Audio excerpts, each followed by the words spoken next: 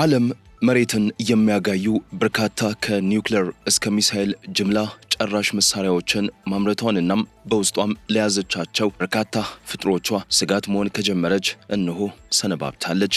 በየደቂቃና ሴኮንዱ በርካታ ነፍሶች ወዳልነበር መቀየራቸውን ቀጥለዋል። ከነዚህ ጥፋት ፈብራኪዎች ለወዳጆቹ የድል ሚስጥር የሆነን አንድ አስገራሚ የመሳሪያ አምራች ድርጅትን ልናስተዋውቃችሁ ወደናልና አብራችሁ እንድትቆዩ በክብር ጋብዘናችኋል። በቅድሚያ ግን ለቤቱ አዲስ ከሆናችሁ ቻናሉን ሰብስክራይብ በማድረግ ተወዳጁን ብትወዱት ላይክ ለሌሎች ቢደርስ ካላችሁ ደግሞ ሼር በማድረግ ለወዳጅ ዘመዶቻችሁ ማጋሩት። ሐሳብ አስተያየትም ካላችሁ የአስተያየት መስጫው የእናንተን አስተያየት ለመቀበል ክፍት ነው። አብራችሁን ቆዩም።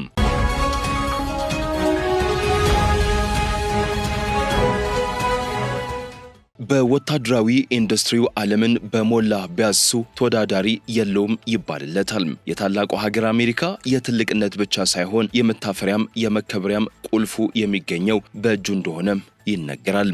ከአሜሪካ ድልና ከበርካታ ጥፋቶችም ጀርባ የሱ የእጅ አሻራ እንዳለበት ማንም አንገቱን ሳይቀልስ በእርግጠኝነት መናገርም ይችላል። ዓለም ላይ ያሉና ቁጥራቸው ቀላል የማይባሉ ሀገራት ወታደራዊ አቅማቸውን በማጠናከር ረገድ ቀድመው ምርጫቸውም ያደርጉታል። ከሱ የወጣ ሁሉ ግሩም ይባልለታል።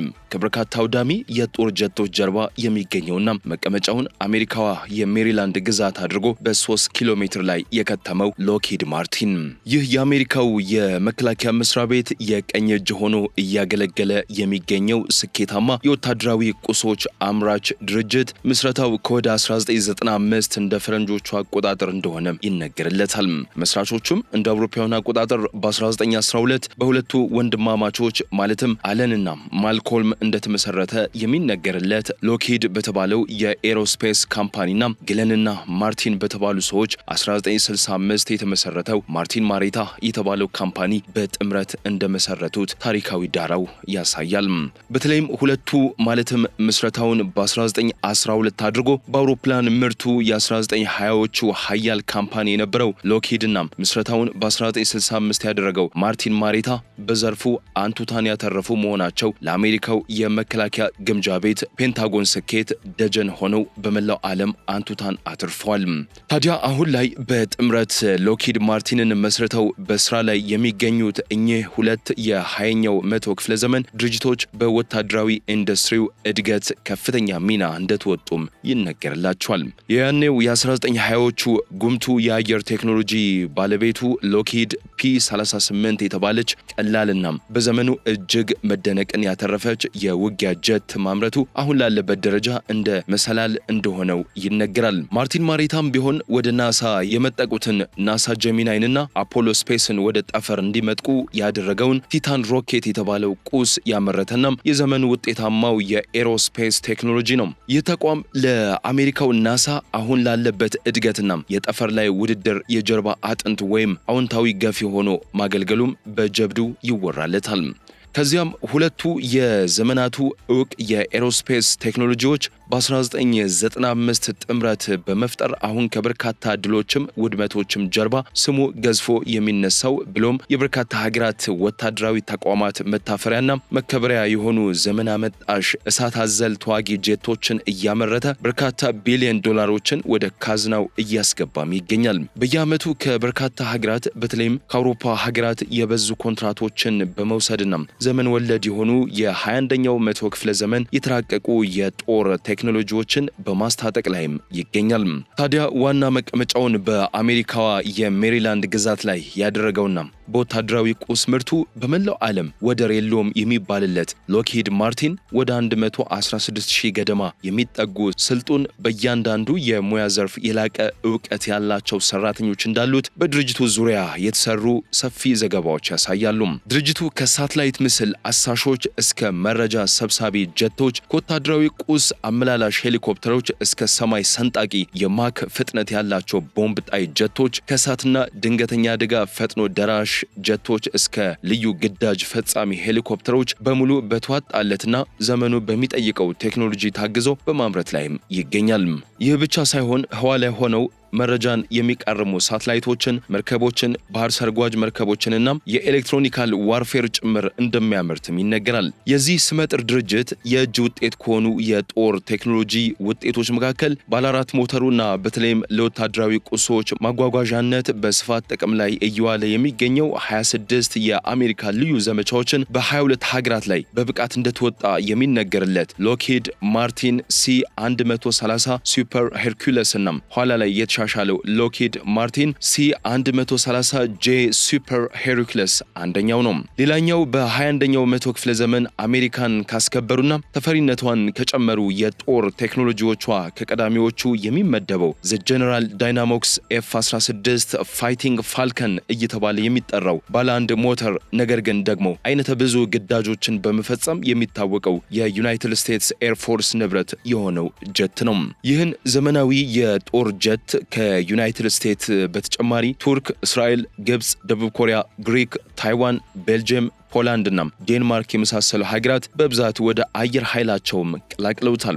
ሌላው በተለይም አሁን እጅግ አደገኛ ከሚባሉት ተዋጊ ጄቶች መካከል አንዱ የሆነው የአሜሪካው F-35 የተባለውና በራዳር ትራክ በመደረግ ደረጃ ውጤታማ ነው የሚባልለትም የዚህ የአየር ቴክኖሎጂ ተቋም የእጅም የአእምሮም ውጤት እንደሆነም ይነገራል። ይህ ጀት ዓለም ላይ አሉ ከሚባሉ የረቀቁ የጦር ጀቶች መካከል አንዱና ከቀዳሚዎቹ መካከልም ነው። ይህ በአሜሪካና አጋሮቿ የአየር ኃይል እጅ እንደሚገኝ የሚነገርለት F-35 የተባለው አስደናቂ ተዋጊ ጀት ታዲያ መሬት ጋር ከተነካካው ጎማው ጀምረን ከፍታውን ብንለካው 4.38 ሜትርም ይደርሳል። ካፍንጫው የመጀመሪያው ክፍል ተነስተን እስከ ክንፉ ጫፍ ብንለካው ደግሞ 15.7 ሜትር ይረዝማል። 15.7 ሜትር በረዘመው ሽንጡ ላይ እያንዳንዳቸው 6.86 ሜትር የሚረዝሙ ሁለት ክንፎች እንዳሉት የሚነገርለት ይህ አስደናቂ ተዋጊ ጀት ያለምንም ተጨማሪ ጭነት ከ13179 እስከ 13290 ኪሎ ግራም ገደማ እንደሚመዝንም ይነገርለታል።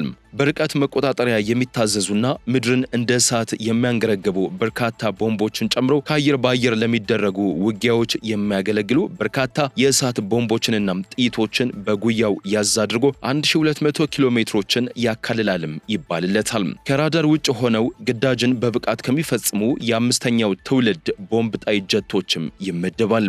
አሜሪካ ከኢራቅ እስከ ሶሪያ፣ ከየመን እስከ ኢራን ከዚያም እስከ ኩባ የሚገኙ ከተሞችን ወደ አመድነት ቀይረዋልም ይባልለታል። የአሜሪካ ወዳጆች ማለትም እንደ እስራኤል፣ ጃፓን፣ አውስትራሊያ፣ ኖርዌይ፣ ደቡብ ኮሪያ፣ ኔዘርላንድስ፣ ካናዳ፣ እንግሊዝ፣ ጣሊያንና የመሳሰሉት ሀገራት የአየር ኃይላቸውን እንዳጠናከሩበትም ይነገራል።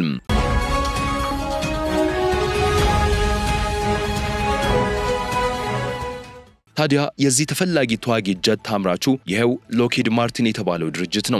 ብቻ እናንተ ምን አለፋችሁ ከአሜሪካና እስራኤል የአየር ጥቃቶችም ለመካከለኛው ምስራቅ ውድመትና ሰቆቃም ላይም የዚሁ ድርጅት አሻራ እንዳለበትም ይታመናል። ምክንያቱም አሜሪካ በርካታ የመካከለኛው ምስራቅ መንግስታትን ለማዳከምና ታጣቂዎችን ለማጥፋት በሚል ምክንያት እስራኤልም ከሐማስ ጋርና ከሄዝቦላህ ጋር ባደረገችውና እያደረገች ባለው ጦርነት ከጋዛ እስከ ካኑኔኑስ ከቤሩት እስከ ደቡባዊ ሊባኖስ እሳት ከሚለኩሱ ቦምቦች ላይ የዚሁ የሎክሂድ ማርቲን ስሪት የሆነ ዘመናዊ ቦምብ ጣይ ጄቶች እጅ እንዳለበትም ይታመናል። በየቀኑ በየሰዓቱ በየደቂቃውና በየሰከንዱ በርካታ ንጹሃን ይችን ዓለም ይሰናበቷታል። ለዚያም ያለ በደልና ያለ ጥፋታቸው። ታዲያ ከነዚህ ንጹሃን እልቂት ጀርባ በርካታ የጥፋት ድርጅቶች እንዳሉም ይታወቃል። ከሩሲያ እስከ ሰሜን ኮሪያ፣ ከኢራን እስከ ፓኪስታን፣ ከቻይና እስከ ህንድ፣ ከአሜሪካ እስከ ቱርክ፣ ከጃፓን እስከ እስራኤል በርካታ የጥፋት ፋብሪካዎችም አሉ። የነዚህ ሁሉ አለቃው ግን ይሄው ዋና መቀመጫውን አሜሪካ ላይ ያደረገው ሎክሂድ ማርቲን እንደሆነ ማንም ይመሰክራል። በሌላ በኩል ሎክሂድ ማርቲን የኮንቬንሽናል ፕሮምፕት ስትራይክ የሃይፐርሶኒክ ሚሳይል ፕሮግራምን ለማሳደግ የ1.36 ቢሊዮን ዶላር ውል ተፈራርሟል። የአሜሪካ የጦርነት መምሪያ ወይም ዩኤስ ዲፓርትመንት ኦፍ ዋር ለሎክሂድ ማርቲን ድርጅት የኮንቬንሽናል ፕሮምፕት ስትራይክ ወይም ሲፒኤስ የሃይፐርሶኒክ ሚሳይል ፕሮግራምን ለማሳደግ 1.356 ቢሊዮን ዶላር የሚያወጣ የውል ማሻሻያም ሰጥቷል። ስምምነቱ ስርዓቱን ከልማት ደረጃ ወደ ስራ ማሰማራት ለማሸጋገር የሚደረገውን ጥረትም ይደግፋል። በቅርቡ ይፋ የተደረገው ይህ ውል እስከ መስከረም 2032 የሚቆይ ሲሆን የመጀመሪያ የ492 ሚሊዮን ዶላር የገንዘብ ድልድልን ያካትታል። ውሉ የምህንድስና ስራዎችን፣ የስርዓት ውህደትን፣ የፕሮግራም አመራርን እንዲሁም ለምርት የሚያስፈልጉ አካላትንና ቁሳቁሶችን ግዢም ያጠቃልላል። በተጨማሪም ሎኪድ ማርቲን ሚሳይሉን በባህር ኃይል መድረኮች ላይ ለመገጣጠምና ለማምረት የሚያስፈልጉ መሳሪያዎችንና ኢንዱስትሪያዊ አቅሞችንም ያዘጋጃል። ባለስልጣናት እንደገለጹት ከሆነ ይህ ውል ፕሮግራሙ ከሙከራና ከማረጋገጫ ደረጃ ወጥቶ ወደ ስራ መግባትና ስርዓቱን ማስቀጠል ላይ ትኩረት ማድረጉንም ያሳያል። የሲፒኤስ ፕሮግራም ዓላማ በግምት 3000 ኪሎ ሜትር ርቀት ላይ የረጅም ርቀት ጥቃት የመሰንዘር አቅምን ለማቅረብ ነው። ሚሳይሉ ከድምፅ ፍጥነት በ16 እጥፍ በላይ ወይም ማክ 16 ይጓዛል ተብሎ የሚጠበቅ ሲሆን ከአሜሪካ ጦር ሎንግ ሬንጅ ሃይፐርሶኒክ ዌፐን ፕሮግራም የተገኘ ነው። ስርዓቱ ከተተኮሰ በኋላ የባሊስቲክ አቅጣጫን ይከተላል። በመቀጠልም በሃይፐርሶኒክ ፍጥነት መከናወን የሚችል ግላይድ ቬሂክል ያሰማራል። ይህ አካሄድ የባሊስቲክ ሚሳይሎችን የርቀት ተጓዥነት ከተራቀቁ የጦር አውታሮች ጥንቃቄ ወይም ፕሬሲሽን ጋር ያጣምራል። የሲፒኤስ ሚሳይሎችን ለመሸከም የታቀዱት የመጀመሪያዎቹ የጦር መድረኮች የዙም ዋልት ክላስ አውዳሚ መርከቦች ናቸው። ከነዚህም ውስጥ አንዱ የሆነው ዩኤስኤስ ዙም ዋልት ስርዓቱን ለማስተናገድ የሚያስችሉ ማሻሻያዎችን ያጠናቀቀ ሲሆን በቅርቡም ከከፍተኛ ጥገና በኋላ የባህር ላይ ሙከራዎችንም አድርጓል። በማሻሻያው ሂደት በመርከቡ ላይ የነበሩት 155 ሚሜ የላቁ የጠመንጃ ስርዓት ወይም አድቫንስድ ገን ሲስተም ተርሚናሎች ተወግደው ለሲፒኤስ ሚሳይሎች በተዘጋጁ 12 የማስወንጨፊያ ቱቦዎች ተተክተዋል። በነሐሴ 2023 የተጀመረው ይህ ጥገና መርከቧ ለወደፊት የሚኖራትን ሚና ለመቀየር የተደረገ ትልቅ እርምጃ ነው። የፕሮግራሙ ወጪዎች በታቀደው መሰረት ከቀጠሉ የሲፒኤስ ስርዓትን ማካተት ለእያንዳንዱ የዙም ዋልት ክላስ መርከብ በግምት 452 ሚሊዮን ዶላር ተጨማሪ ወጪም ያስከትላል። ይህም የአንድ መርከብ አጠቃላይ ዋጋ ወደ 9.5 ቢሊዮን ዶላር ከፍ እንዲል የሚያደርግ ሲሆን ይህም የፕሮግራሙን ግዙፍነትም ያሳያል። የዙም ዋልት ፕሮግራም ቀደም ሲል በመጀመሪያ 32 መርከቦች እንዲመረቱ ታቅዶ የነበረ ቢሆንም በቴክኒክና በበጀት ተግዳሮቶች ምክንያት የምርቱ ቁጥር ወደ 3 ብቻ ዝቅ እንዲልም ተደርጓል። የሲፒኤስ ስርዓት በቀጣይ ደረጃ በቨርጂኒያ ክላስ የኒውክሌር ኃይል በሚንቀሳቀሱ አጥቂ ሰርጓጅ መርከቦች ላይ እንዲገጥምም ታቅዷል። ባለስልጣናት እንደገለጹት ይህ በደረጃ የሚከናወን አካሄድ በአሜሪካ የባህር ኃይል ውስጥ የሚኖሩትን የአሰማሪ አማራጮችን ያሰፋል። ይህ እድገት የመጣው በዓለም አቀፍ ደረጃ ለሃይፐርሶኒክ መሳሪያዎች የሚሰጠው ትኩረት እየጨመረ ባለበት ወቅት ነው። ቻይና፣ ሰሜን ኮሪያ፣ ሩሲያና ኢራንን ጨምሮ ሌሎች ሀገራት ተመሳሳይ አቅሞችን እያሳደጉ በመሆናቸው አሜሪካ የራሷን ፕሮግራሞች እንድታፋጠን ጫና ማሳድሮባታል። ባለስልጣናት እንዳሉት የቅርብ ጊዜው የገንዘብ ድልድል የቅድሚያ ትኩረት ለውጥን ያሳያል። የሃይፐርሶኒክ መሳሪያዎች አሁን እንደ የሙከራ ስርዓቶች ሳይሆን የወደፊት የባህር ኃይል ውጊያ ዋነኛ አካል ተደርገውም ይታያሉ። በሌላ መልኩ በቅርቡ የወጡ መረጃዎች እንደሚያመላክቱት በኢራን ግጭት ውስጥ የተሳተፈውና የአምስተኛ ትውልድ ተዋጊ ጀት የሆነውና የሎኪድ ማርቲን ስሪት የሆነው ኤፍ-35 ነው። በአሜሪካና በእስራኤል በስፋት ጥቅም ላይ የዋሉት እነዚህ የራዳር እይታን የሚያመልጡ ወይም ስቲልዝ አውሮፕላኖች የኢራንን የአየር መከላከያ ለማዳከም በሺዎች የሚቆጠሩ ጥቃቶችንም ሰንዝረዋል። ይህ ኤፍ-35 የተሰኘው ተዋጊ ጀት በዋናነት ለደህንነት መረጃ አሰባሰብ፣ የጠላትን የአየር መከላከያ ለማዳከምና ለየብስ ጥቃቶችም ያገለግላል። ልዩ የሚያደርገውም በከፍተኛ ፍጥነትና ራዳር የመሰወር አቅም የሚሰራ ሲሆን በክልሉ ከሚገኙ የጦር ሰፈሮችና ከዩኤስኤስ ጄራልድ ፎርድ ተሸካሚ መርከብ ላይ በብዛትም ይሰማራል። ታዲያ በኢራን የኒውክሌር ጣቢያዎች ላይ በተካሄደው ኦፕሬሽን ሚድናይት ሃመር ላይ ወሳኝ ሚናም ተጫውቷል። በያዝነው መጋቢት ወር መገባደጃ ላይ የመከላከያ ኢንዱስትሪ ኩባንያ ሎኪድ ማርቲን ኤፒቲ ኢራን ተብሎ በሚጠራና የኢራን ደጋፊ በሆነ የሃክቲቪስት ቡድን ጥቃት እንደተሰነዘረበት ሳይበር ሴኩሪቲ ዳይቭ የተባለው የዜና ተቋም በሰፊው ዘግቧል። ከሰፊ የኢራን የሳይበር ስጋት ስብስብ ጋር ግንኙነት አለው የተባለው ይህ ቡድን እስከ 375 ቴራባይት የሚደርስ ሚስጥራዊ መረጃ መውሰዱን ገልጾ መረጃውን በዳርክ ዌብ የገበያ መድረኮች ላይ ለመሸጥ እየዛተም ይገኛል። እንደ ቡድኑ አባባል ከሆነ የተሰረቀው መረጃ የኤፍ-35 ተዋጊ ጀት ንድፎችን ወይም ብሉፕሪንት ጨምሮ ሌሎች የኩባንያውንና ለክዋኔ ጠቃሚ የሆኑ ሚስጥራዊ መረጃዎችንም ያካተተ ነው። ኤፒቲ ኢራን የተባለው የሃከሮች ቡድን ከዚህ ቀደም ከሎኪድ ማርቲን ጋር የ400 ሚሊዮን የአሜሪካን ዶላር እንዲሰጠው ለመደራደር እየሞከረ እንደነበረም አመልክቶ ነበር። ከዚያን ጊዜ ጀምሮ መረጃው ትሬት ማርኬት ተብሎ በሚጠራ የድብቅ የገበያ መድረክ ላይ ለሽያጭ የቀረበ ሲሆን በቡድኑ የቴሌግራም ቻናሎች አማካይነት ማስታወቂያ እየተሰራበትም ይገኛል። የኤፒቲ ኢራን የመረጃ ማስታወቂያዎች በትሬት ማርኬት ላይ ለሽያጭ የቀረበውን የመረጃ ስብስብ እንደ ሚስጥራዊ ቪዲዮዎች፣ ሚስጥራዊ ምስሎች፣ የቢሮ የደህንነት ካሜራ ወይም ሲሲቲቪ መጠባበቂያዎች፣ የሶፍትዌር ምንጭ ኮዶች ወይም ሶርስ ኮድስና ደህንነትና የመግቢያ ፈቃዶች ባሉ ጭብጥ ባላቸው ዘርፎች የተዋቀረ ነው። ይህ አወቃቀር የተነደፈው ተፈጸመ የተባለው የመረጃ ስርቆት እጅግ ሰፊና በስራ እንቅስቃሴ ላይ ከፍተኛ ተጽዕኖ ያለው አስመስሎ ለማቅረብ ሲሆን ይህም በኩባንያው የውስጥ ስርዓቶች ውስጥ ከዋጋ አንጻር ሲታይ አሁን የተቀመጠው የዋጋ መጠን ከዚህ ቀደም ከሚታዩ ተመሳሳይ የሳይበር ጥቃት አድራሾች እንቅስቃሴ ጋር የሚጣጣም ነው። በዚህም የቀረቡት ዋጋዎች ብዙ ጊዜ ትክክለኛ ከሆነው የገበያ ፍላጎት በላይም የተጋነኑ ናቸው።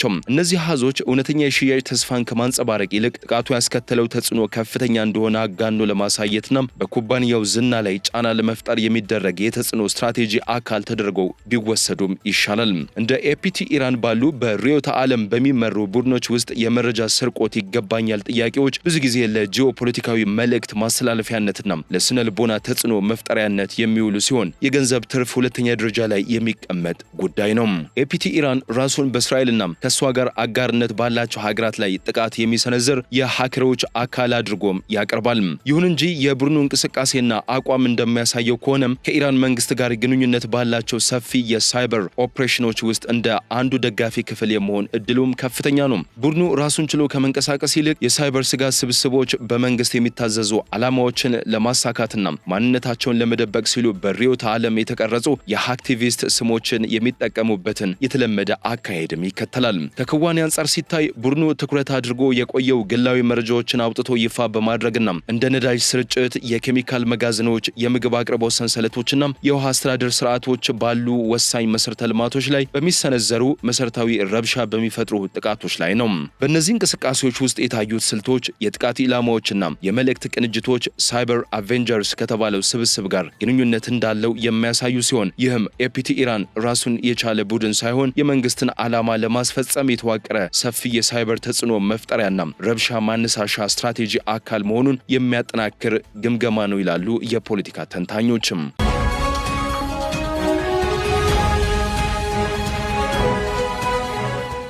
ውድ የኢትዮ ግሎባል ቤተሰቦች እኛም ንጹሃን ዜጎች ያለ ጥፋታቸው የማይገደሉባት ልጅን ወልዶ ለመሳምና ለማሳደግ የማይሸማቀቁባት ዓለም እንድትኖር መልእክታችን ነው። የዛሬው ፕሮግራማችን በዚሁ አበቃን። ሰላም።